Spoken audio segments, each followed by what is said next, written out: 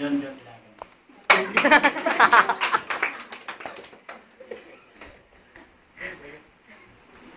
Ano ba title ng ating awit? So, pasensya nyo na po, biglaan lang yung practice namin. Pero, sana po magustuhan nyo. At para sa Panginoon at para sa inyo po. Oh, ano ba yung pangarap natin lahat? Ano ba yung mga pangarap natin bilang isang Kristiyano? Di ba yung makapiling yung ating Panginoon sa langit? Okay.